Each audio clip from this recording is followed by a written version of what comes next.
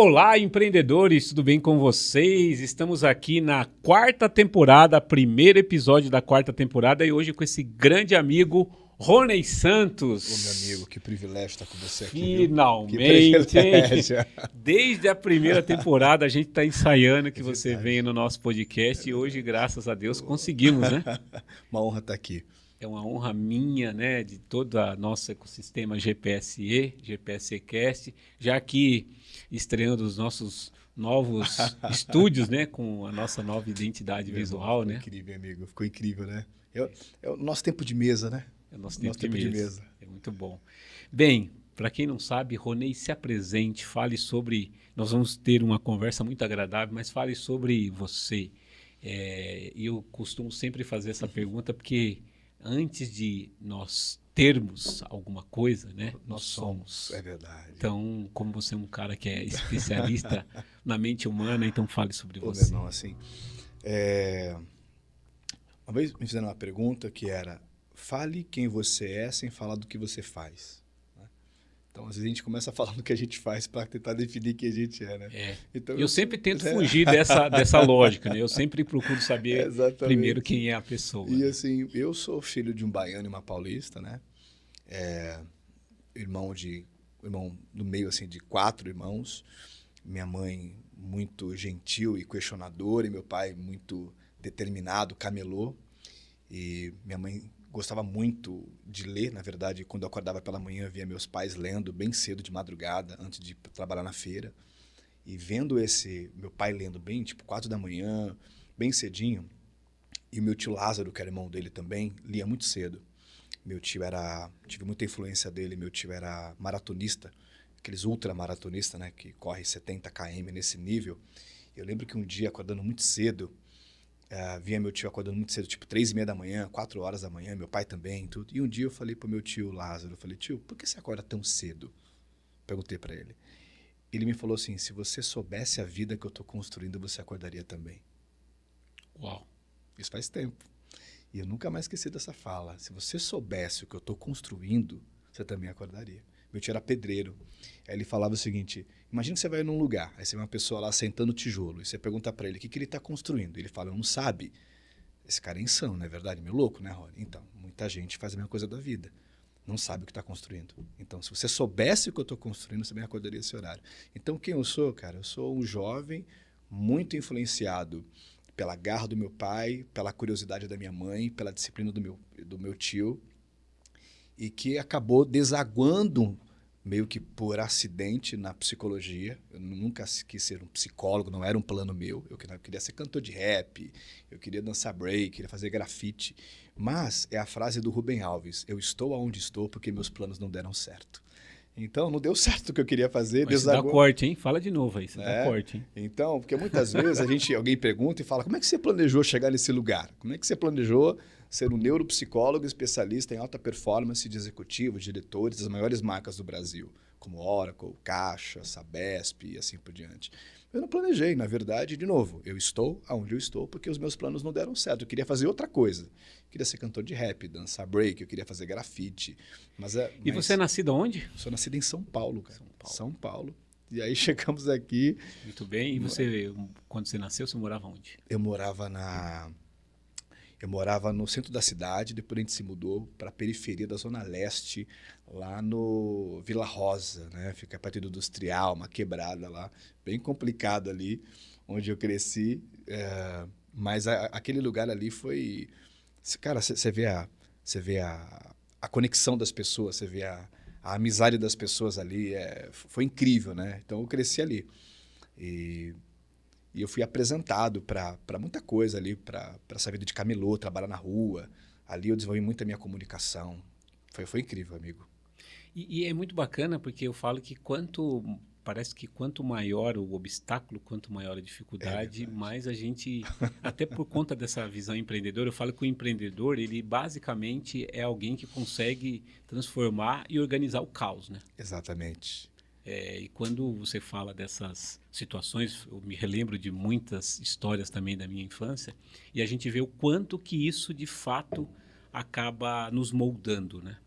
E agora fala um pouco, né, você comentou dessa comunicação, você é uma pessoa muito carismática e que, por exemplo, se comunica muito bem. Como é que foi surgindo ali? Porque, em geral, né, igual você falou, né, ser cantor, ser jogador de futebol, né, tem até um verso de uma das músicas do Racionais que fala que a gente se espelha em quem está mais perto. É Né? verdade. E aí, é automaticamente, verdade. a psicologia, teoricamente, ela estava um pouco distante Bem distante. daquela realidade, né? Uhum. Psicologia, eu acho que nas periferias era um luxo, né?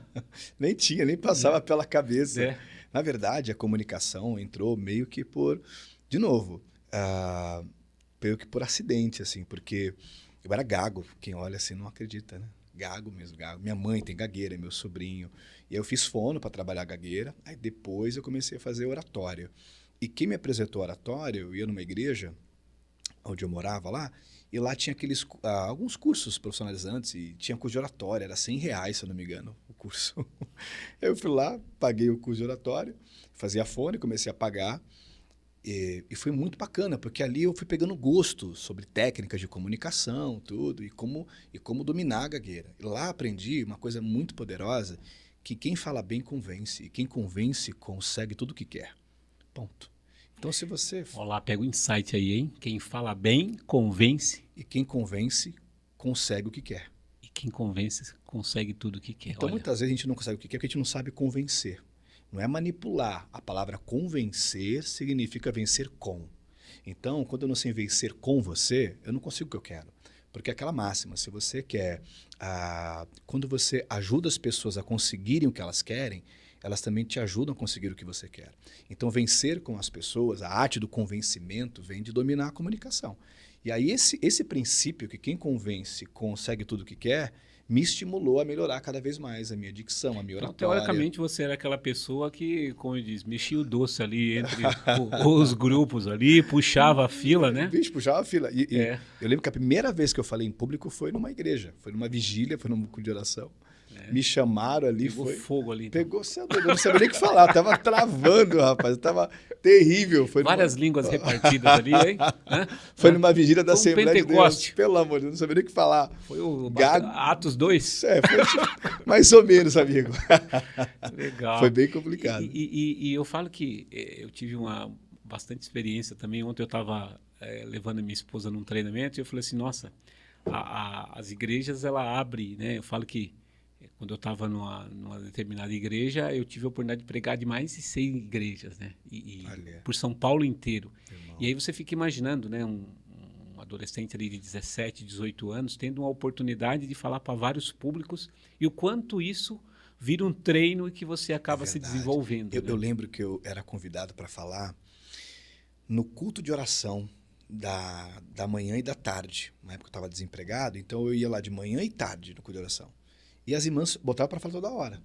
Então elas me encorajavam, me apoiavam. E foi uma coisa muito marcante, porque muitas vezes a gente não confia muito na gente. Então você pega carona na confiança que o outro tem sobre você. Porque pessoas são espelhos. E muitas vezes, quando a gente se olha pelos olhos delas para nós, o que a gente está vendo? Então, antigamente no Play Center tinha um espaço lá, você se lembra, amigo? Que tinha os espelhos que te deformavam, você ficava mais gordinho, mais magro e tal. Então, tem pessoas que são assim, são como espelhos. Então, todos nós, você precisa da sua filha como espelho para te dizer quem você é como pai. Você precisa da tua audiência como espelho para te dizer como você é, como treinador, como comunicador. Então, pessoas são espelhos. A questão é que tipo de espelho as pessoas são. Que tipo de espelhos? Elas refletem o que na gente? Elas mostram o que sobre a gente? Então, tem pessoas que são espelhos que deformam a gente, que quando a gente se olha pelo olhar delas, a gente vê o pior na gente. Só que tem outras que são espelhos que quando a gente se olha pelo olhar delas, a gente vê o melhor na gente. E essas irmãs me fizeram ver o melhor em mim. Então, elas me apoiavam, me encorajavam, elas viam em mim aquilo que eu nem via. Então, eu devo aqui hoje, porque muitas vezes a gente celebra os passos que a gente dá, mas se esquece de quem foi um chão para a gente. Então, essas mulheres foram o chão para que eu pudesse dar os passos que eu estou dando hoje. Não só elas, mas a antropologia e a psicologia social mostra que nos 100 anos para atrás de você, 100 anos antes de você, 4.094 pessoas constituíram a sua ancestralidade. Olha que forte. Então, assim, ou seja, 4.094 pessoas fizeram escolhas, sacrifícios e renúncias para que hoje você estivesse aqui agora. Então, é meu dever e seu honrar essas 4.094 pessoas que compuseram os 100 anos atrás, que contribuíram Que é à ancestralidade. ancestralidade, que foram o chão para os passos que você dá hoje. Então, às vezes a gente se gaba dos passos que damos e perguntamos como é que você deu esses passos, como é que foi, mas quem foi o chão para você dar esses passos? E eu me lembro que essas mulheres foram o chão para que eu exercitasse a minha comunicação, elas me encorajavam e me ensinaram uma coisa muito poderosa ali, Reginaldo. Elas me ensinaram que o maior medo das pessoas não é de fracassar, não é de falhar. O maior medo das pessoas é de se sentir um fracasso perante as pessoas. O julgamento, né? Então, Medo do julgamento. nenhum ali. ser humano teme falhar. O ser humano teme parecer um fracasso diante dos outros. Pega isso, tá? Quem está ouvindo agora. Olha lá. Tá? Então, Pega assim, lá, ó, olha na câmera ali e é, fala. porque nenhum ser humano tem medo de falhar. Todo ser humano tem medo de parecer um fracasso diante dos outros. Então, você que está me ouvindo agora, tem coisas que você não faz, não é por conta do medo de falhar. É porque você tem medo de parecer um fracasso diante dos outros. Você tem medo que o teu fracasso esteja incoerente, confronte aquela imagem que você vendeu para as pessoas. Então, tem uma imagem que você projetou para as pessoas e o medo de que essa imagem se perca, se desvaneça como fumaça, faz com que você não seja mais arrojado, porque você tem medo de parecer um fracasso, de não ser bom o suficiente, não ser bom bastante. E acontece muito, né? Tem uma frase que é muito comum, né? Que as pessoas falam que às vezes a gente faz coisas que a gente não quer, a gente compra coisa que a gente não precisa para agradar pessoas que não gostam da gente. Exatamente, amigo. Então, ou seja, a gente fica nessa negação, né? E foi muito importante porque na sua formação você clarifica muito isso, né? Porque a gente começa a trazer muita coisa que está introspectiva e eu super recomendo a formação do Ronei. Depois ele vai falar um pouco mais sobre esse trabalho que ele faz dessa formação. De clarificar realmente coisas que às vezes estão no oculto, né? Exatamente. E você liberar as permissões que às vezes estão amarradas dentro de você, né? Exatamente. Eu acredito muito que as coisas boas da vida, Reginaldo, acontecem quando a gente planeja, mas as melhores quando a gente se autoriza. Entendeu? As coisas boas acontecem quando a gente planeja. Esse encontro agora foi planejado. Mas as melhores da vida é quando a gente se autoriza. Então, quando você se autoriza a fazer algumas coisas, as melhores acontecem. Porque aí você começa a desfrutar de coisas cujas quais não desfruta, não se autoriza a desfrutar. E é uma coisa interessante, né, Rony? Quando a gente começa a falar de empreendedorismo, de negócio, e o empreendedor que está nos vendo agora, o empreendedor é empreendedor, ele tem que entender que, assim, no frigir dos ovos, né, no final de tudo, é sobre pessoas, né? Exatamente. Então, quem mais domina a arte de se comunicar com as pessoas, igual você falou, vence. Exatamente. Quem mais domina a arte de entender as pessoas entende como lidar com cada uma, né?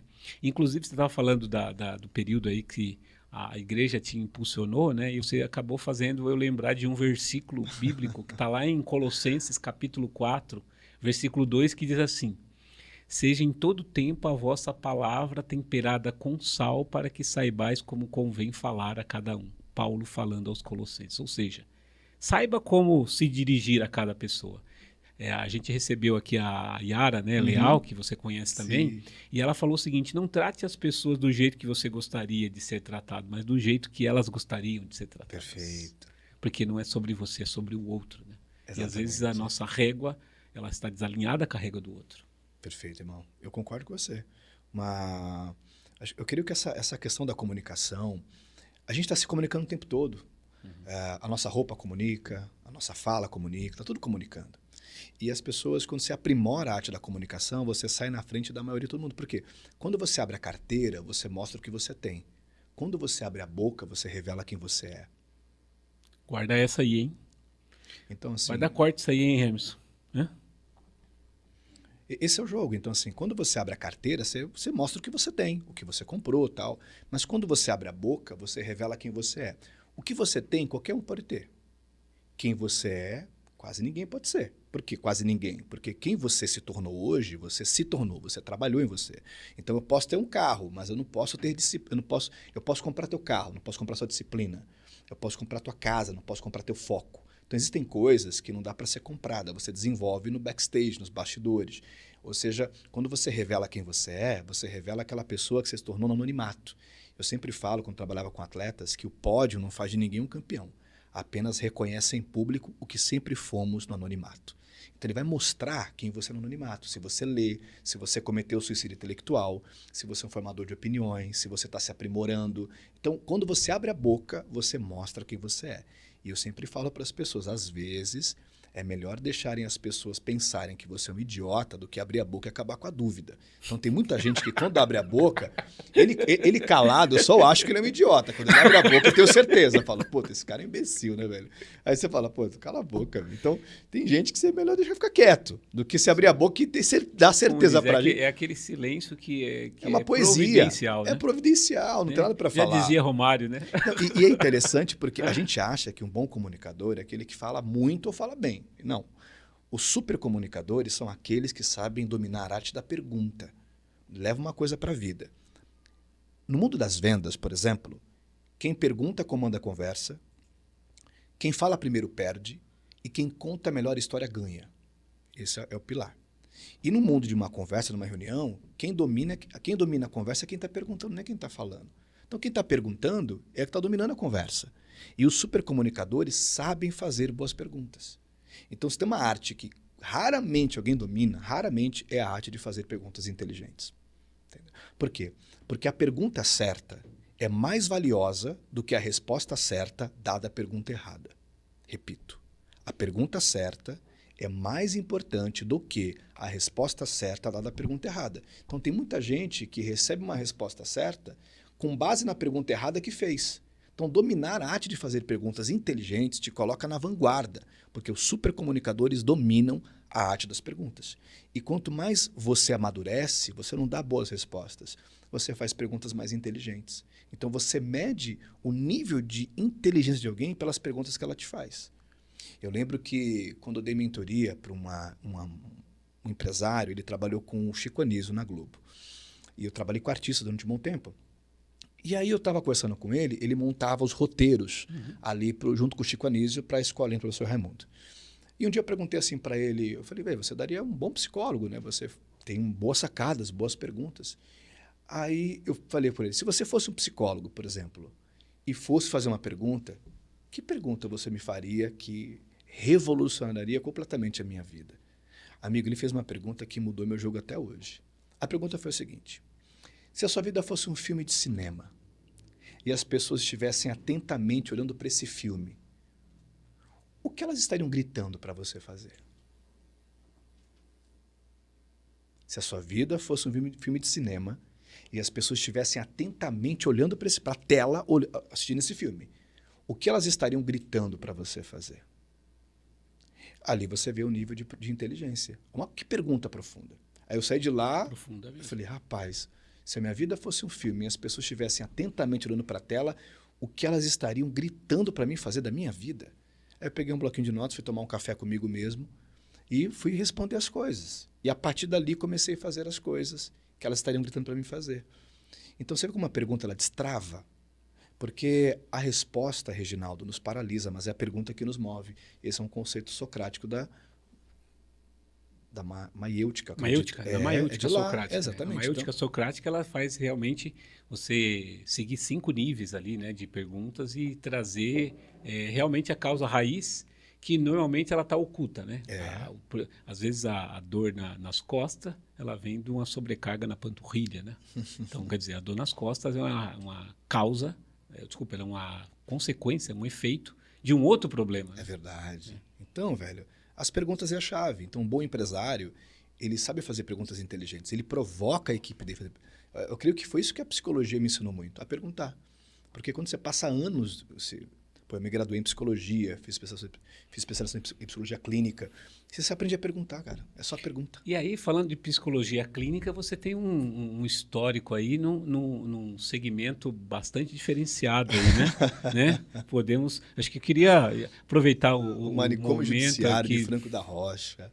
Trabalhei lá, velho. Trabalhei lá. E hoje trabalho com empresários, né?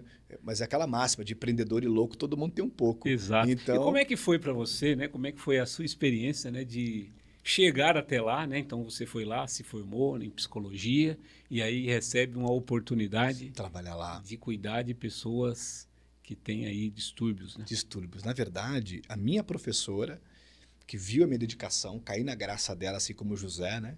E ela me levou para lá para ser tipo um aprendiz dela, um estagiário dela, porque eu já Como tinha é me que é fazer formado. estágio no manicômio? É porque eu tinha me formado já, mas eu precisava realmente ter Sim, uma experiência. experiência. Então ela me levou para lá para trabalhar um bom Ui, que tempo. experiência, hein? Ó, amigo, que é boa experiência nisso, viu? E foi muito importante para mim, porque ali eu vi o poder de destruição da mente. O que que ela faz com você, Na tá? verdade, você teve como diz, você fez um processo reverso, Uma né? engenharia reversa Então, ali. basicamente é o seguinte, né? Você está lidando hoje com as pessoas de alto desempenho, e aí Exatamente. você viu o seguinte, pô, quem de alguma forma não cuidar disso, pode chegar nisso, né? Pode. E na verdade, assim, todo ser humano tem 3 ilusões. Todo ser humano, eu, você, todo mundo nessa sala, quem nos ouve. Quais são as 3 ilusões universais? Controle, soberania e liberdade. Primeira ilusão é de controle. A gente supõe que tem o controle sobre alguma coisa. Até que, de repente, você é diagnosticado com câncer, veio uma depressão braba sobre a sua vida, porque você perdeu um filho, alguma coisa. Aí você não tem controle de nada. Você não tem controle. A segunda ilusão é a ilusão de soberania, de supor que algumas coisas nunca vão acontecer com a gente. Porque eu tenho um bom convênio no Einstein, porque meu carro é blindado e assim por diante. E a terceira ilusão é a de liberdade, de supor que a gente é livre, que a gente pode fazer o que a gente quiser. Na verdade, a única pessoa que tem uma liberdade sem restrições é Deus, porque ele é onipotente. Todos nós temos liberdade com responsabilidade. Então ninguém é livre bem como acha que é. A gente é escravo dos nossos apetites, dos nossos desejos, muitas vezes. Então a gente é escravo de alguma Dos coisa. nossos maus hábitos, né? Nossos maus hábitos. É o que o Og Mandino diz no livro O Homem Mais Rico da Babilônia. Tem um trecho que ele Og fala o Mandino, seguinte: tem um livro dele que eu gosto que é o maior vendedor do e mundo. tem um trecho que ele fala o seguinte: construa bons hábitos e se torne escravo deles. Então, então a gente é escravo de alguma coisa. Então essas 3 ilusões ali eu percebi que cai por terra, principalmente a de controle. Não, não, isso nunca vai acontecer comigo. Então, ali eu vi o quanto a mente pode realmente destruir a gente se você não cuidar da sua saúde mental, É isso que você está trabalhar. falando é muito sério, né? É, Porque o ano passado você acompanhou, né? O martírio aí da perda da minha mãe. sim, Eu falo que estive lá com você. quando nós estávamos lá no hospital, naquela semana, né? Que é a semana ali que basicamente a gente está trabalhando a questão do paliativo, né? Eu até falei, nossa, qual, como a mente das pessoas que ali trabalham tem que estar boa, porque, por exemplo, eles trabalham com pacientes paliativos que basicamente já têm um destino. Uhum. E basicamente eles vão lá, fazem a aplicação de remédios, cuidam, e o resultado não é a alta, é o óbito. Então Exatamente. você imagina como você tem que ter a sua mente bem trabalhada para saber o seguinte: estou cuidando desse paciente. E aí, se você pegar alguém com um perfil mais de meritocracia ou de resultado, você assim, pô, mas por que eu vou cuidar disso aqui se o final é esse? Né? Então você vê o quanto é nobre essa atividade, né? É verdade, muito. Eu sempre falo que é o seguinte: os 2 órgãos do corpo que são cruciais, todos são essenciais, mas os 2 cruciais é o coração e o cérebro. Porque o coração determina a sua longevidade, mas o cérebro determina a sua qualidade, entendeu? Então, o desafio da gente não é só acrescentar mais anos à nossa vida, mas acrescentar mais vida aos nossos anos. E outro dia eu fiz uma provocação, né? Falou assim, olha, a gente está nesse momento aí de aumentar a expectativa de vida, a longevidade. Eu falei assim, só que nós temos um detalhe, que eu falo que quando você faz análises diferenciadas, né? Que é aquela história, né? Que eu aprendi com o João Kepler. Olhe para onde está todo mundo olhando e enxerga o que ninguém está enxergando. Falei assim, bem, eu estou identificando aí uma questão importante. As pessoas estão vivendo mais, igual você comentou agora, mas com qual condição? E outra coisa, se eu viver mais, eu tenho que estar preparado para me despedir de um monte de gente Uhum, que vai embora primeiro que eu. Como é que minha mente fica? uhum. Né? Outro dia eu estava com uma pessoa que tem pouco mais de, acho que de 85 anos, ela falou assim, pô, todos os meus amigos já morreram, né? Já perdi filho, perdi um monte de gente. Então, quer dizer, se a mente não estiver boa, e estava conversando com um amigo também, falou assim, pô, eu tenho minha avó que está com 95 anos, parece que ela já não pertence mais a essa terra. Ela já não interage mais. Ele falou assim, tá, mas para que a gente quer viver mais? Para viver desse jeito? É como você falou. A gente vai adicionar qualidade à vida ou a gente vai adicionar anos, né? E teoricamente a gente vai ficar aqui na Terra, ainda que não debilitado, mas vegetando do ponto de vista intelectual, né? Uhum, Quer dizer, eu uhum. não participo de mais nada, estou fora da realidade dessa terra, né? Acaba sendo uma discussão bem profunda, né? Sim. Por quê? Por que que eu quero viver mais? Por que que eu quero viver mais nessa vida? Quer dizer, para que eu quero viver mais? Uhum. Né? Se você tiver uma vida medíocre, você quer viver mais para quê? Né? Quer dizer, é uma discussão bastante Sim, sim, importante, verdade. né? E vindo de um especialista como você, é importante clarificar essa visão para as pessoas, né? Eu vejo muito, então, é aquela frase, né? O desafio não é só colocar mais anos à vida, mas acrescentar mais vida aos seus anos. E aí, dentro desse contexto, você vê muita gente buscando a ideia de qualidade de vida. Não existe qualidade de, o que existe é qualidade na. Olha como já muda. O que eu posso fazer para acrescentar mais qualidade na minha vida? Exato. Exatamente. Na minha vida emocional, espiritual, financeira, profissional. Como é que eu posso colocar mais qualidade na vida? Que pequenas ações eu posso começar a fazer para ter mais qualidade na vida? Porque muitas vezes eu percebo que as pessoas não estão colocando mais qualidades na vida. Elas têm aquele mito, tem uma coisa na psicologia chamada mito da vida adiada. Ou seja, para muita gente, a vida vai começar depois que, dois pontos. Depois que eu comprar minha casa no interior, depois que eu for promovido no trabalho, depois que eu juntar meu primeiro milhão. Então aí vai começar. Mas na verdade a vida já começou. Para alguns já começou. Ela não vai, ela já começou, tá? Já tem 30 anos que começou, tem 50 que começou, tem 10, já começou, não vai começar. Só que no mito da vida adiada, a pessoa também adia e ela supõe que ela vai ter qualidade de vida quando alguma coisa acontecer. Quando, na verdade, ela pode trazer mais qualidade na vida a partir de agora. E isso muda a maneira de fazer gestão dos negócios, de você gerir a sua família. Tudo muda completamente quando você traz mais qualidade na vida. E sem contar que a gente precisa viver a jornada, né? É? Então eu falo que o empreendedor, né, a pessoa que está no processo evolutivo, ela precisa comemorar as pequenas vitórias, né? Uma pergunta que eu faço para as pessoas é a seguinte: se você quisesse deixar o seu eu de 85 anos infeliz, o que você deveria começar a fazer hoje? Aí a pessoa faz a lista. Eu tenho que fazer isso, isso, isso, isso, isso. Ótimo. E das coisas que você deveria começar a fazer para deixar o seu eu de 85 anos infeliz, o que você já está fazendo? É uma reflexão profunda. E aí ela começa a perceber que já está fazendo muita coisa que vai deixar o eu dela de 85 anos infeliz. Ou seja, já está constituindo Já está, já. a derrota. Já está, já. Você está nesse caminho já. Então, assim, essa pergunta é importante porque ela fala, poxa, deixa eu ver o que eu faria para deixar o meu eu de 85 anos infeliz. E ela faz a relação. E depois, do que você escreveu, o que você já está fazendo? E ela começa a colocar. Uma terceira pergunta, uma segunda pergunta muito importante que eu sempre faço para as pessoas é o seguinte: sabendo o que você sabe hoje, que conselhos você daria para o seu eu de 12 meses atrás? Sabendo exatamente o que você sabe agora. Que conselhos você daria para o seu eu de 12 meses atrás? Escreve aí. E se você perceber, esses conselhos que você daria para o seu eu 2 meses atrás, como eles são atemporais, eles se aplicam para o seu eu atual agora. Ou seja, para os próximos 12 meses, né? E para o cara de agora, de hoje também, se aplica. Porque o eu do hoje, do agora, tem que ouvir o que você diria para o seu eu de 12 meses atrás. Essa pergunta te ajuda a descobrir quais são os padrões que você repetiu, porque tem 3 coisas importantes, amigo, que é crucial para esse século que a gente está vivendo e que vai ajudar o empreendedor a performar em altíssimo nível. Primeiro ponto é a habilidade de aprender mais rápido. Mas não aprender qualquer coisa, porque hoje tem muita gente que naufraga na internet ao invés de navegar na internet. Ou seja, ele fica rolando a barrinha, vê um monte de informação, um monte de gente que é especialista em capa de orelha de livro, não falando lé com cré, e não tem profundidade. Então ele vai lá aprofundando isso, ele vai nisso. Que nunca construiu nada. Nada. E a sacada é ele realmente aprender aquilo que vai contribuir para que ele seja um especialista daquilo que é relevante para ele ter mais qualidade na vida, performar a altíssimo nível e não ser um especialista de coisas inúteis. A segunda habilidade é a habilidade de reconhecer, quebrar e construir padrões.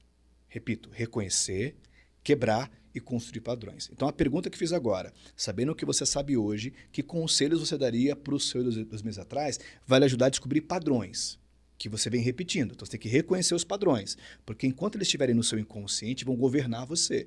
E tudo aquilo que está inconsciente te lidera. E você não vai liderar isso. Então, na hora que você reconhece o padrão, você consegue quebrar o padrão. Existe um padrão para os fracassos emocionais, para os fracassos em relacionamentos, para os fracassos profissionais, financeiros, existe um padrão que a pessoa está repetindo. Então, você reconhece o padrão. Depois, você vai quebrar o padrão. Como? Ganhando consciência, colocando luz sobre ele. E depois, você vai construir um novo padrão. Só que construir um novo padrão não é fácil. Por quê? Porque eu sempre falo o seguinte, que os hábitos que você tem hoje, que você levou até o 10º andar, não tem como jogar a janela abaixo. Vai ter que descer de novo, ok? Porque o que entra determina o que sai. E os hábitos que você tem hoje, o teu cérebro está confortável, previsível e familiarizado com eles. Os novos hábitos são desconfortáveis, imprevisíveis e desconhecidos.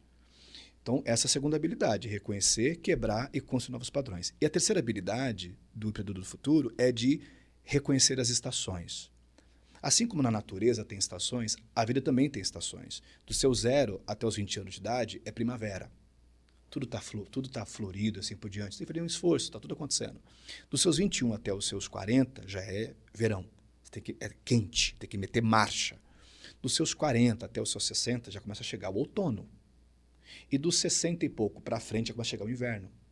Então, em que estação você está? Eu vejo muita gente que não sabe a estação que está. Pô, eu tô no outono. Entendeu? Eu sei, empreendedor. Responde Que aí. estação Que você estação está? que você tá? Exatamente. Então, assim, entender que a maneira de jogar no outono é diferente de quando estava no verão ou na primavera. Exatamente. Então, existem outros cuidados. O outono é diferente a dinâmica.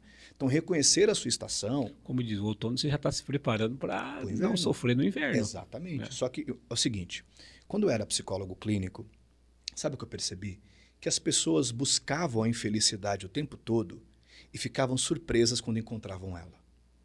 Aonde eu quero chegar com isso? Imagina que eu e você faremos uma viagem daqui a 30 anos.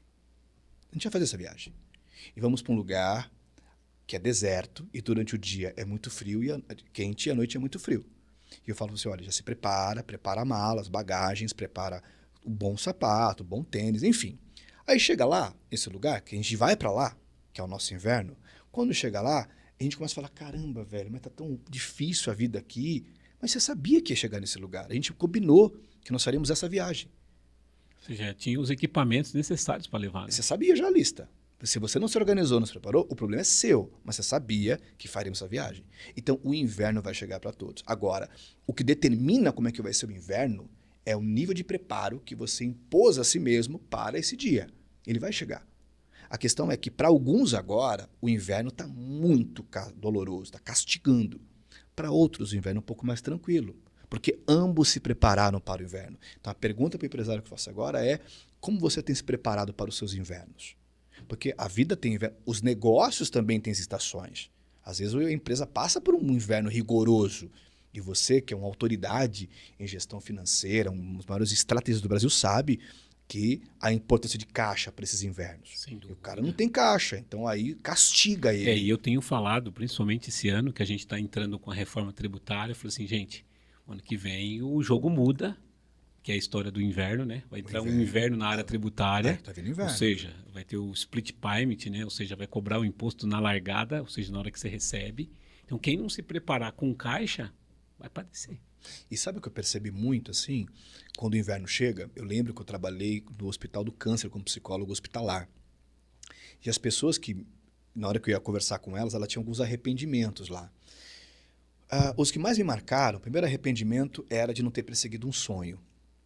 A grande maioria ficou adiando um sonho que queria muito fazer, que era importante para eles. Porque perseguiram uma definição de sucesso que venderam para elas, mas que não era sucesso para ela mesma, né? O segundo arrependimento era de não ter passado mais tempo com a família. E o terceiro arrependimento que eu notava nelas era de não ter amado mais, sabe? Alguma coisa. Epitáfio, né? Titãs, né? Não ter amado mais, assim, não ter esse... E o quarto, assim, que ficou muito marcante para mim, era de não ter sido elas mesmas, de terem se sabotado muitas vezes. Mas o primeiro, de não ter perseguido um sonho, me marcou muito, demais. Porque quem trabalha para o dinheiro, trabalha para os outros. Quem trabalha para o sonho, trabalha para si mesmo. Decora esse mantra. Olha lá, anota aí, hein? Quem trabalha por dinheiro, trabalha para os outros. Quem trabalha por um sonho, trabalha para si mesmo. Exatamente. Então, quem trabalha aqui no GPSE não trabalha para você, trabalha com você para realizar o sonho dela. Exato. Olha como muda a dinâmica. Ninguém trabalha para você aqui, trabalha com Isso é com você. importante, empreendedor, quando você não consegue convencer, né, e esclarecer e trazer Essa clareza a que eu falei agora. transparência para o seu colaborador, o seu funcionário, o nome que você quiser dar, que ele está trabalhando por ele, Com você, para com o sonho você, dele. para o sonho dele. Entendeu? Olha como muda a semântica. Você não trabalha para mim, você trabalha comigo para o seu sonho. Então isso muda tudo, porque aí a pessoa vai acordar de manhã e ela não vai atrasar porque ela está prejudicando o patrão, ela está prejudicando ela. O sonho dela. E aquela máxima, não é você que escolhe o sonho, é o sonho que te escolhe. Tem sonhos que você tem que eu não tenho, porque não escolheu você. E trazendo esse ponto, né, que é uma discussão que hoje a gente tem muito no mercado, todo mundo falando, pô, não tem mão de obra, a geração Z é muito complicada de trabalhar e é muito importante, né? E eu falo que eu tenho uma filha que é alfa, né, que é depois da Z, já zerou o alfabeto e começou de novo. Então, se a gente for olhar, é uma geração diferente da nossa no sentido de questionamento. Eles questionam tudo. A pergunta que eu ouço o pessoal falar muito, Reginaldão, é: as pessoas não querem trabalhar, é fato? É fácil falar isso, não querem trabalhar. Beleza, e parou por aí? Não. As pessoas não querem trabalhar com quem? É diferente. Olha a pergunta, tá? Sim. Lembre-se, toda adjetivação é burra. Gente que adjetiva, é gente burra, pum. Que afirma, pum. É a frase do Bukowski. Ele fala o seguinte, que as pessoas inteligentes estão cheias de dúvidas e incertezas. Mas as pessoas ignorantes e burras estão cheias de convicção. Então, assim, elas afirmam, ninguém quer trabalhar. Mas, na verdade, não quer trabalhar com quem? Com quem não querem trabalhar. Em qual formato, né? Isso, qual formato? Com quem? Elas querem trabalhar. Não querem trabalhar com esse formato de liderança, com esse modelo de mentalidade, com essa postura que você tem. Não quer trabalhar com isso aqui. Elas querem trabalhar com você, sabendo para onde estão indo, porque ninguém sai carro parado. E a maioria dos empresários não faz a mínima ideia para onde estão indo. Entendeu? E é muito comum, né? Você vê todos os anos, as pessoas fazem meta de faturamento. Né? E tá, eu vou crescer. O faturamento é ego, né? O caixa é sanidade, o lucro é sanidade e o caixa é rei. Então, o que as pessoas acabam fazendo? Elas acabam não tendo clareza. Ou então, estabelece objetivos e não compartilha com a equipe. Eu vou falar uma coisa que nunca ninguém perguntou para os teus alunos aqui. Uma pergunta que vai ajudar todos eles a fazerem uma boa definição de metas para esse ano. A pergunta é a seguinte: o que precisa acontecer até dezembro de 2026 para que você considere que esse ano foi um sucesso para sua empresa? O que precisa acontecer até dezembro de 2026 para que você considere que esse ano foi um sucesso para sua empresa? Então, você vai fazer isso para o negócio. Aí você vai ser a outra pergunta: o que tem que acontecer até dezembro de 2026 para que você considere que esse ano foi um sucesso para você como pessoa? Ponto. Aí depois você vai cruzar. Você não vai dicotomia, você vai cruzar. Então, beleza. Então, até o final do ano tem que acontecer isso para que eu considere que a minha empresa foi um sucesso. E até o final do ano tem que acontecer isso para que eu considere que a minha vida foi um sucesso. Acabou. Você vai colocar isso dá luz. Você vai escrever isso e colocar no lugar que você possa ver. E todo dia você vai criar pequenas ações que te aproximem daquilo que você disse que precisam acontecer para que você defina esse ano como um sucesso. Essa é a pergunta básica que nenhum deles fez até agora. É o mantra, né? Não, ninguém fez essa pergunta, tenho certeza. Então vai começar por ali. E a sugestão é: esse camarada ou essa mulher tem que tomar um café com ele mesmo, sem telefone, na própria companhia. E se pergunta isso: o que tem acontecido na minha vida esse ano? Eu tenho que resgatar a conexão com a minha esposa, porque está uma merda esse casamento. Eu tenho que me reconectar com meu filho também. Eu tenho que cuidar mais da minha saúde, porque eu me abandonei durante o processo. O que eu tenho que fazer para que eu considere? Porque se você tem felicidade, se você tem paz na rua, mas em casa é um caos, a infelicidade será a sua maior companheira de jornada. Mas se na rua você tem batalhas, mas em casa você tem paz, a felicidade será a sua maior companheira. Né? A base. Então, tudo que custa a sua paz é caro demais. Falamos disso um pouco antes. Falamos. Está custando a paz, está muito caro. Não importa o preço financeiro que isso tenha. É hora de você ajustar. Então, empresário, empresária, você que está ouvindo aqui agora, o que precisa acontecer até dezembro de 2026 para que você considere que esse ano foi um sucesso na vida pessoal e profissional. Escreva isso, faça isso. Porque sem isso, você vai se preparar para 2026. Com isso, você vai preparar 2026. Olha a diferença. Então, enquanto amadores se preparam para o ano, profissionais de elite preparam o ano. Então, o desafio não é se preparar para o ano, é preparar o ano. E essa pergunta te ajuda a preparar o ano, como quem prepara uma massa, como quem prepara o solo. Em Gênesis diz que Deus não havia enviado chuva sobre a terra porque não havia criado o ser humano para preparar o solo. Então, quando você prepara o solo, você atrai a chuva, porque os milagres seguem o arado. Perfeito. Uau, hein? Isso vai dar um corte maravilhoso, hein? Fantástico. E aproveitando esse momento sublime aí do nosso encontro, Tá pancada ali. eu acho que é muito bacana você comentar também como é que foi esse upgrade seu, né? Depois de cuidar de pessoas que tinham os distúrbios, e aí você passou por esse processo, e aí você veio começar a trabalhar com formações aí de executivos, né? E aí até chegar nos executivos de alta performance. Amigo, eu tinha clínica, eu fui psicólogo clínico, né? Quando eu saí lá do manicômio, trabalhei como psicólogo escolar, hospitalar, comunitário, em vários lugares. Tipo aquele filme Sim Senhor, do Jim Carrey, falei esse monte de coisa e fui adquirindo muitas bagagens, até que eu tive clínica. Aí na clínica, eu comecei a atender o diretor da John John, aqui no Brasil. E aí eu fui pegando a minha metodologia, que você fez a formação em Neuromentoring comigo, que envolve psicologia, neurociência e mentoring, para identificar quais eram as travas psicológicas daquele executivo, daquele diretor, identificar, eliminar essas travas para destravar o potencial para mais dele. Ele queria trazer esse mais na gestão da empresa dele, na gestão, no cargo que ele ocupava. E foi tão bacana os resultados que a gente teve, que depois ele me convidou para palestrar lá na John John, lá na empresa dele, né, num galpão, lá num lugar. E ali eu percebi que tinha um mercado. E ele treinava na Biorritmo Academia. E aí, da Biorritmo, eu comecei a treinar com ele. E ele falou, poxa, você não é o meu psicólogo, você é o meu personal mind, você é o meu treinador mental. E comecei, naquele momento, me posicionar como um personal mind. Porque até então, eu me posicionava como psicólogo. Aí, quando eu entendi que não bastava ser bom, eu tinha que ser diferente. Tinha que me posicionar de um jeito onde, ao me definir, ninguém conseguisse me rotular no lugar comum. E quando comecei a me colocar como personal mind, eu falei, legal, agora como é que eu vou chegar e fechar com a Biorritmo? Ele já me trouxe aqui.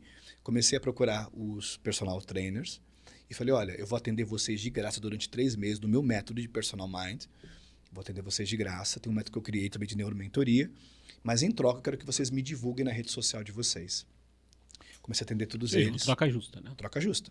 Amigo, fechei minha agenda, caiu meu faturamento, e só atendia de graça a eles. Mas eles me divulgavam toda a sessão. O que aconteceu... Você fez um processo ali da arar a terra. Comecei antes da chuva. Exatamente. Arei a terra, fiquei conhecido. E um dia, a dona da franquia da Bio ouviu falar de mim. Todo mundo falava de mim. E disseram, poxa, traz o Rony para a palestra aqui da Bio, de uma reunião que vai ter aqui mensal. E me trouxeram. Entreguei um conteúdo chamado PPM, que é Potencial para Mais. Eu creio que todo ser humano tem potencial para mais. E ali eles gravaram aquele conteúdo, colocaram o conteúdo no grupo da Biorritmo dos franqueados e depois me chamaram para palestrar numa outra Biorritmo. Eu fui de graça, porque o que você entrega é o que você retira. Entreguei, mais uma vez, agreguei valor. E de lá me chamaram para a conferência de vendas da Biorritmo. Tava lá muita gente famosa e tal. E dali foi minha projeção, porque aí eu comecei da Bio, fui para o Grupo Recovery, Banco Pan. Comecei como palestrante, fui indo. Até que eu comecei a chegar em marcas como Oracle, Caixa Econômica Federal, que hoje é meu cliente. Então, esse foi o início, tá? Mas conquistar é fácil, manter o conquistado é outra história. Eu comecei a desenvolver outras habilidades de inteligência de negócios que eu não tinha na época. Porque o meu olhar era muito de psicologia e neurociência. Sim. Mas eu fui trazendo novas camadas Até de competência. Dentro dessas dificuldades, o executivo ele trazia para você dilemas da vida real, né? Vida real. Então, assim, eu fui trazendo camadas de competência ligado a negócios. Então, eu comecei a ser o único neuropsicólogo do Brasil que trabalha com negócios. Nenhum neuropsicólogo hoje no Brasil é especialista em negócios como eu.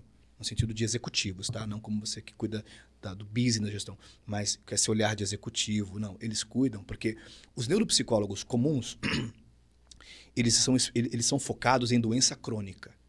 Eu me foquei na saúde crônica. Como é que eu mantenho essa pessoa saudável cronicamente? Principalmente no ambiente, né? De bastante desafio que é o ambiente corporativo, né? Exatamente. De pressão por resultado, muito. por metas, né? É muito. Agora, quando você sabe como manter esse cara saudável cronicamente, olha isso. Você ter um foco crônico, um engajamento crônico, uma motivação crônica, não uma doença crônica, mas uma saúde crônica. É nisso que eu coloquei energia. Como desenvolver essa pessoa uma saúde crônica no mundo dos negócios, porque o que move qualquer CNPJ é um CPF. Então, hoje, para estar nessas marcas, obviamente, agregar valor na vida deles, né? Trabalhar minha marca pessoal, meu branding pessoal. Então, houve todo um contexto que me ajudou a entender também que a regra do jogo não é ganhar mais, é valer mais. Essa foi a principal transição de mentalidade. Isso é fundamental, Porque né? quem me ouve agora, às vezes a pergunta é: o que eu tenho que fazer para poder trabalhar com as maiores marcas do Brasil? Essa não é a pergunta certa. A pergunta certa é: como eu preciso começar a pensar para trabalhar com as maiores marcas do Brasil? É uma transição não do fazer, mas da mentalidade, do mindset. Eu comecei a pensar de um outro jeito para poder estar lá. Não é o que eu fiz. O que eu fiz veio a reboque, mas eu comecei a fazer de um outro jeito porque a minha maneira de pensar mudou. Que a regra não era ganhar mais. Porque o terapeuta que quer ganhar mais, ele quer vender mais horas. O que quer valer mais, ele quer fazer a sua hora valer muito mais.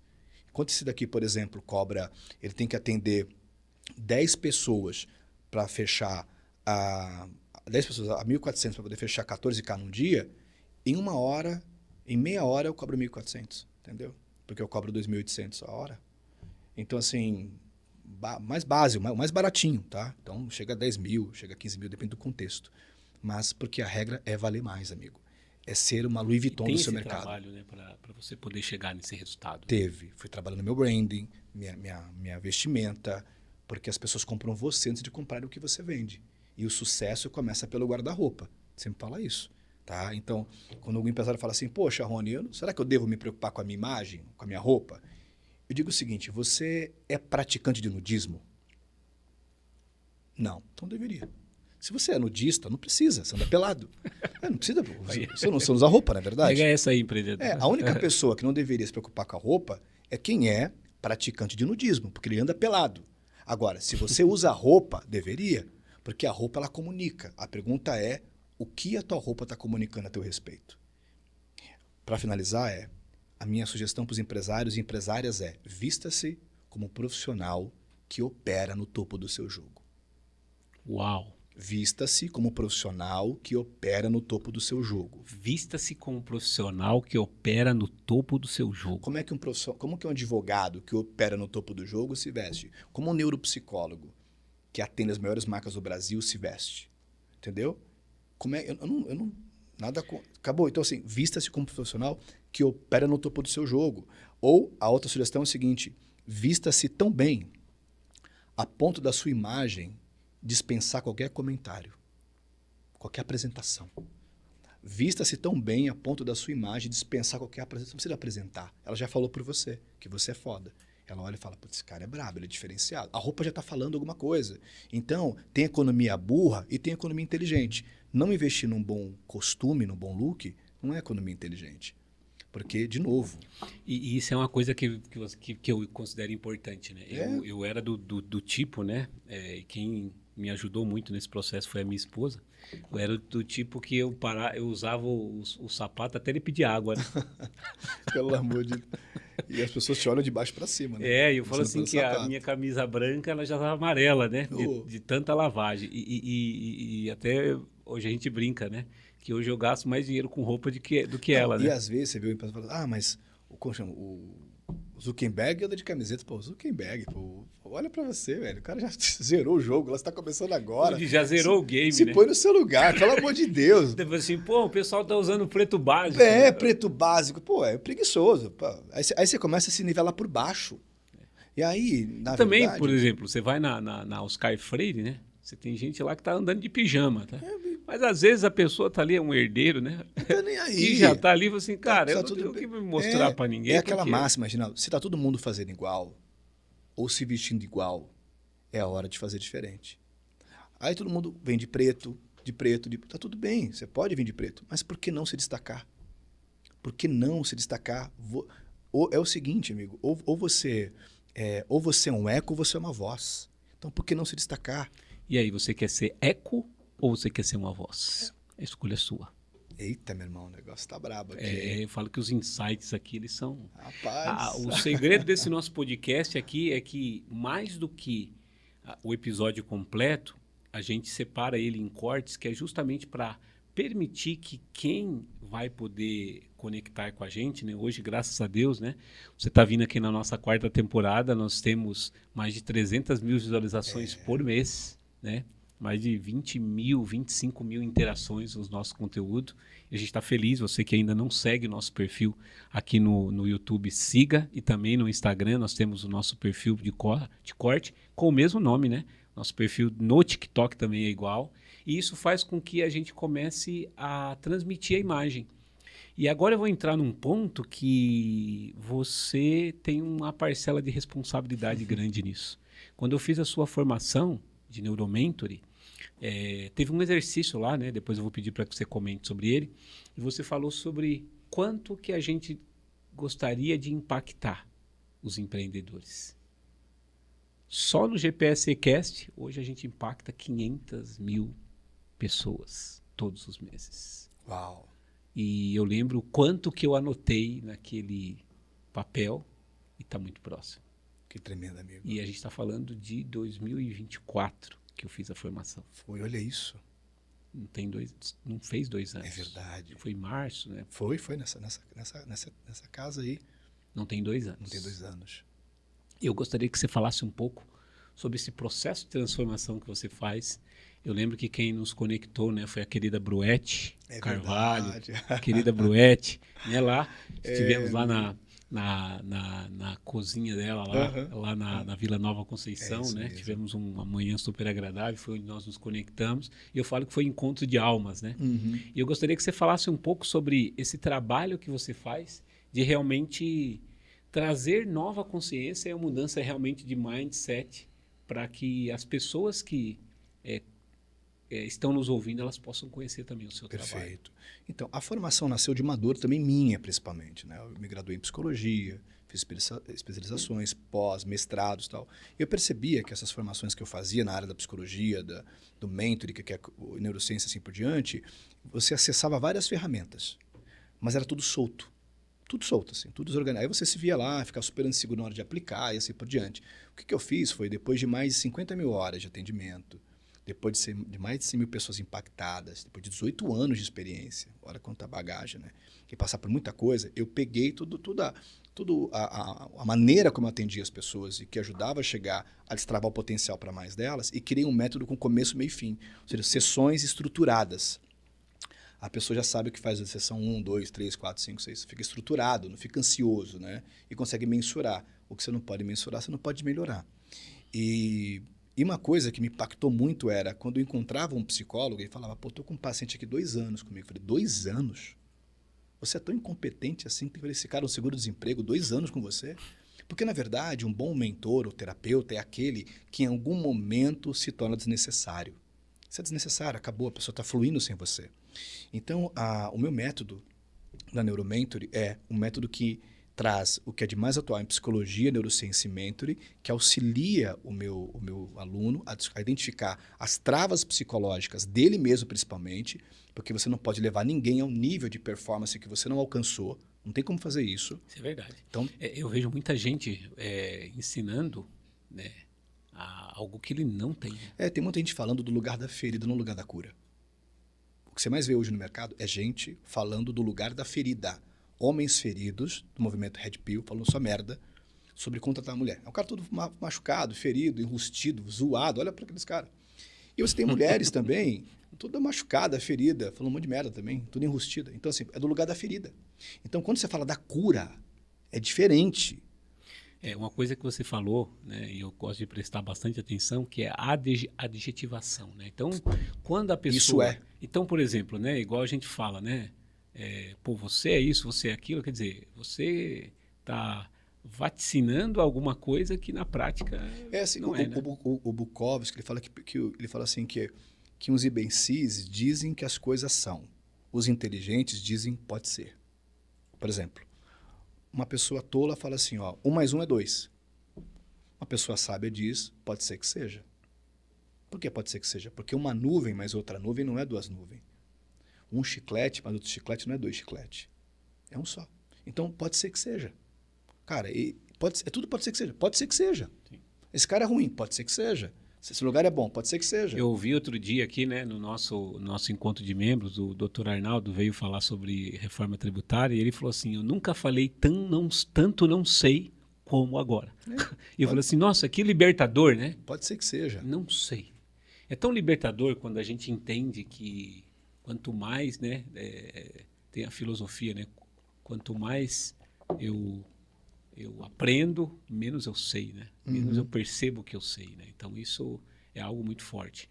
E ainda falando da formação, você embalou tudo isso? Embalei né? tudo isso, são 3 dias, onde a pessoa identifica as travas psicológicas dela e já utiliza as ferramentas para conseguir criar um plano de ação para neutralizar essas travas. Porque limites são fronteiras estabelecidas pela própria mente. Então, quando você sabe quais são os seus limites estabelecidos pela própria mente e os rompe, você vai muito mais longe. É a frase do T.S. Eliot, ele fala o seguinte, somente quem se arrisca a ir longe demais pode descobrir até onde é capaz de ir. Somente quem se arrisca a ir longe demais pode descobrir até onde é capaz de ir. Então, quando você começa a remover esses limites da mente, você começa a se arriscar a ir muito mais longe e descobre até onde você é capaz de ir.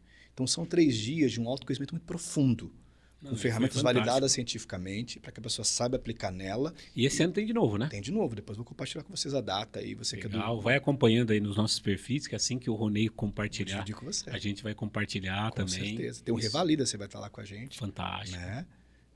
Com um novo material muito mais parrudo ainda, sempre revalidando, trazendo novos conceitos. E agora eu queria explorar com você algo que eu entendo que vai ser muito importante para o empreendedor, que são as travas psicológicas, né? Exato. São 8, né? São 8. Olha, como o nosso tempo está bem cravado aqui, Exato. Eu vou falar de uma, pode ser? Aí depois nos próximos eu falo das 7, até para respeitar o seu horário. Que a gente tem uma diretora nossa para buscar na escola. Exato. E outro dia eu recebi um conselho do dia que eu não podia deixar ela atrasar lá. Exatamente. Né? Olha, a mais conhecida de todos é a crença limitante. Porque a crença é a força invisível que controla a sua vida. Ponto. Isso é uma crença, é uma força invisível que vai controlar a sua vida. Quando a gente fala de crença, a crença ela tem cinco vertentes. A crença dirigida a si mesmo, a crença dirigida ao outro, dirigido à vida, ao dinheiro e ao trabalho. Entendeu? Então, toda crença aparece em expressões como eu sou. Se a pessoa está me ouvindo agora, quer descobrir as crenças dela, pega um papel e escreva assim, eu sou, complete a frase. Eu sou tímido, desorganizado, eu sou vergonhoso, o que você é? Porque, na verdade, você não é, você está. Isso aqui é o microfone, isso não está o microfone. O primeiro ponto importante, aparece crenças limitantes ligadas a si mesmo. Quando você afirma que você é alguma coisa, você não é, você está. A segunda crença limitante é relacionada ao outro. As pessoas são ruins, são do mal, não prestam e por diante. Quando você tem uma crença limitante em relação às pessoas, você não constrói relações ganha-ganha com ela. É aquela máxima. O sucesso nasce de quem você conhece, somado ao que você constrói com quem você conhece. Então, a crença limitante em relação ao outro impede você de construir algo com o outro e de crescer com o outro, mas faz você querer usar o outro. A terceira crença limitante em relação à vida. A vida é dura, complexa, difícil. Você vai tendo crenças que fazem você olhar para a vida como um grande vilão, para o presente como um grande inimigo. E quando você tem um presente como um grande inimigo, você quer que ele passe rápido.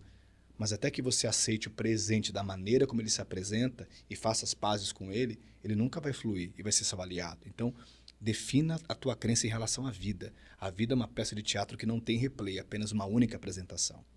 A quarta crença é ligada ao dinheiro. Então, tem muito empreendedor agora, por exemplo, que... essa é a melhor de todas. Como a maioria deles tem uma crença limitante em relação ao dinheiro, que dinheiro é a raiz de todo mal, não, que dinheiro é sujo e por diante... Um lado dele coloca o pé no acelerador para ganhar dinheiro, então ele trabalha muito, trabalha demais, mas o outro lado dele tem o pé no freio, que vai sabotando a construção de riqueza. O dinheiro vem para ele, mas não fica na mão dele. Por quê? Porque ao mesmo tempo que ele trabalha... Valor, né? Imagina um carro que ao mesmo tempo você coloca o pé no acelerador e outro no freio, não sai do lugar. Então, se você é empreendedor, está me ouvindo agora, e se sente empurrando a roda já faz alguns anos, é porque tem um pé seu no freio. Ao mesmo tempo que você trabalha 5, 12, 20 horas por dia, que quer que seja, mas enquanto esse pé não for removido do freio, não vai acontecer. A crença limitante faz você ter uma narrativa errada em relação ao dinheiro. Por exemplo, a pessoa diz, eu vou ganhar dinheiro. Não, dinheiro no seguinte se faz. A pergunta-chave é, quanto você quer fazer esse ano? Não é quanto você quer ganhar esse ano. Tanto que a pergunta que eu faço para ele é, quanto você fez no passado, não é quanto você ganhou. Quanto você fez? Dinheiro se faz. Então, quanto você vai fazer esse ano? É 500 mil, 1 milhão, 2 milhões? Quanto você vai fazer esse ano? Você vai fazer a parada. Então, o primeiro passo é, tira o pé do freio. Identifica as suas crenças limitantes em relação ao dinheiro. E a última crença é a crença ligada ao trabalho. Ou seja, enquanto eu ver o trabalho como mal que se abateu sobre a raça humana, um castigo, né? como um tripalho, não como um poiese, como falavam os gregos, eu nunca dou o melhor de mim. Ninguém se torna melhor fazendo aquilo que odeia. Tem que ter um pouco de paixão nisso, tem um pouco de alegria nisso. Então, assim, qual é a crença que esse empreendedor tem em relação ao trabalho dele? Uma das crenças é, rapaz, esse meu nicho não dá dinheiro, esse meu mercado não dá dinheiro. Na verdade, tudo dá dinheiro. Para quem sabe se diferenciar, quem domina a arte da venda, tudo se dá dinheiro. Até cortar cabelo, né? Tudo dá dinheiro, não tem esse negócio de não dar dinheiro. É você que, na verdade, não quer assumir a sua incompetência. Tudo dá dinheiro, ok? Então, assim, reformule a tua crença em relação ao trabalho, porque se você não está prosperando no seu trabalho, a minha máxima é o seguinte, se você é bom naquilo que você faz, mas não está fazendo muito dinheiro com aquilo que você faz, é porque você não é bom o bastante. Se você é bom no que você faz, mas não está fazendo muito dinheiro com aquilo que você faz, é porque você não é bom o bastante. Então, se você não é bom o bastante, que competências eu tenho que me desenvolver? Ou, melhor ainda, que mudanças da minha mentalidade eu tenho que fazer para que eu seja bom o bastante e pense do jeito certo para fazer o dinheiro que eu mereço fazer no nicho que eu atuo? O que eu tenho que trabalhar na minha mentalidade para conseguir pensar da maneira correta e prosperar mais na minha área? Repito, se você é bom no que faz, mas não ganha muito dinheiro com o que você faz, é porque você não é bom bastante. Tem alguma crença que está limitando você e impedindo você de se tornar bom o bastante. Para finalizar aqui, até que, quando você vira bom o bastante, o sucesso se torna inevitável. Não interessa a área que você esteja. Ele é consequência. Ele é inevitável. Quando você é o brabo da tua área, ele é inevitável. Empreendedor, não faça do dinheiro um alvo, mas se torne o alvo que atrai o dinheiro. Repito, não faça do dinheiro um alvo, mas se torne o alvo que atrai o dinheiro. Você vira um imã. Será que hoje você é um alvo que atrai o dinheiro? Não faça, não faça a ideia não é ser a flecha que mira no alvo, mas é ser o alvo que atrai a flecha. Então, quando você é o alvo que atrai, você vira um imã, a parada vai vir. Há um nível de prosperidade que você não conquista, mas você atrai pela pessoa que você se torna. Esse é o jogo. Perfeito. Que aula, né, gente? Eu até falei pouco hoje, né? Eu normalmente falo mais, mas eu preferi aqui ouvir essa sumidade. E olha que bacana, né? Você que quer saber sobre as 8 travas, né? Nós vamos estar juntos aí dia 19 de março no Gestor Empresarial 360. Vou falar E sobre as 8. depois nós vamos estar no Conexão Empresarial também no dia 24/9. Então nós vamos ter esse ano overdose de Ronei. Que isso, que privilégio, amigo. Beba e tome sem moderação e aprenda sem moderação. Para mim é um privilégio, é uma alegria recebê-lo aqui no nosso podcast. Conte comigo também para o que você precisar. Gostaria de ouvir agora as suas considerações finais, aquele conselho que você daria para o Ronei do futuro, que se aplica aos empreendedores hoje. O conselho que eu daria para o Ronei do futuro, para ele se manter nessa mentalidade, e para o Rony do passado também, se eu pudesse voltar no tempo, que é o seguinte, eu aprendi que a vida é a professora mais implacável. Primeiro ela dá a prova e depois te dá a lição. E nessas lições que vêm através da prova, aprendi que o nosso maior desafio, amigo, é discernir que papel as pessoas ocupam na nossa vida. Ou seja, a gente tem que discernir quem nos vê como um privilégio e quem nos vê como uma opção. Porque muitas vezes nós tratamos como um privilégio pessoas que são uma opção. E tratamos como opção pessoas que nos enxergam como um privilégio. Então, o meu conselho para você é enxergue, veja como te olham e trate as pessoas com base na maneira como te olham. Não queira tratar como um privilégio pessoas que te veem como opção. E não trate como opção pessoas que te enxergam como um privilégio. Lição de vida. Então, assim, você, meu amigo, é um privilégio na minha vida. Então, quando você chama, Igualmente. fala, é convocação, não interessa isso, é sério. Porque, assim, porque eu te vejo como um privilégio. E Igualmente, isso é viu? Você é um importante. privilégio. É, amigo. Então, às vezes, a gente comete o erro, muitas vezes, de tratar como um privilégio que pessoas que nos veem como opção. Isso pode ser num relacionamento amoroso, pode ser numa amizade, pode ser numa parceria de negócio, não interessa. Certifique-se de como a pessoa está te enxergando, para você não querer ser muito para pessoas que te querem tão pouco. Uau! Bem, depois dessa finalização aqui, só me resta um minuto de silêncio, né? Para digerir tudo isso. E queremos aproveitar esse momento aqui para te trazer garoto, uma muito lembrança aqui do nosso rapaz. podcast, sabendo que você é de casa, Olha isso. você é alguém que está sempre junto com a gente. Obrigado.